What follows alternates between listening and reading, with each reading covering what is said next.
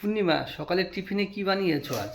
আজকে সকালবেলার টিফিন এরকম কেউ খায় না, মানে আমি যেটা বানাচ্ছি সেটা আমার মনে হয় আজ পর্যন্ত কাউকে খেতে দেখেনি। নতুন একটা নিউ একটা আইটেম বানাচ্ছি, মানে মেনু যাকে বলে। মানে এরকম খাবার একবার খেলে বারবার খেতে ইচ্ছা করবে। এটা বলতে কি আছে, কি চিনতে পারছো? এটা তোমার নারকেল কোড়া। দেখো আমি মাত্র নারকেল কুড়িয়ে আনলাম, একটা গোটা নারকেল। এই শুধু নারকেল খাবো নাকি আজ আমি? দেখো দেখো, মানে এরকম খাবার বাঙালিরা খুব পছন্দ করে। কি কি করি দেখো। সঙ্গে কি এটা আবার? কি চিনতে পারছো না? চিনি, নারকেল কোড়া আর চিনি দিয়ে ভালো করে নারকেলটা আমি মাখবো এরকম। তো নারকেল আর চিনি খাবো তাহলে আজ নাকি?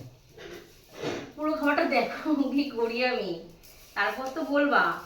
মানে এই খাবারটা খেলে তুমি বলে পূর্ণিমা এই খাবারটা তুমি রোজ বানাও, রোজ বানাও। তখন ওই সকালবেলার লুচি তরকারি, তারপরে তোমার রুটি পরোটা সমস্ত খাওয়া ভুলে যাবা। ডিম ডিম সিদ্ধ, পাউরুটি সব ভুলে যাবো। আমি এই আমার খাবারটা বানাচ্ছি, মানে এই খাবারটা যারা যারা একবার খেয়েছে তাদের মানে মুখে জাস্ট লেগে রয়েছে। আমার তো লেগে রয়েছে। আগে আমার মা খুব এরকম করে খাওয়াতো, এখন মারটা আমি শিখে নিয়েছি। এ দেখো ভালো করে কিন্তু মাখালাম। অনেকে আবার ভাবছে হয়তো মনে দিদিভাই হয়তো মনে হয় নাড়ু বানাবে। না, আমি নাড়ু বানাচ্ছি না, আমি একটা ভালো সকালবেলা একটা মুখরুচি টিফিন বানাচ্ছি। দেখা যাক কত ভালো করতে পারো তুমি। দেখো ভালো করে দেখো মেখে নিলাম। চিনিটা দানা হচ্ছে মোটা দানা, এর একটু গলতে সময় লাগছে।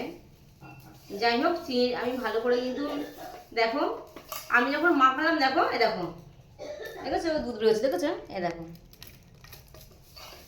এভাবে মাখতে হবে যেন নারকেলটা ভালোভাবে যেন মজে যায়।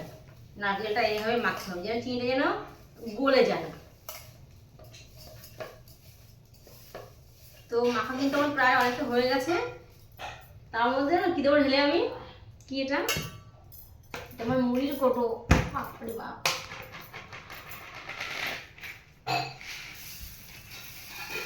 সঙ্গে মুড়ি? আমি মুড়ি এভাবে মাখবো।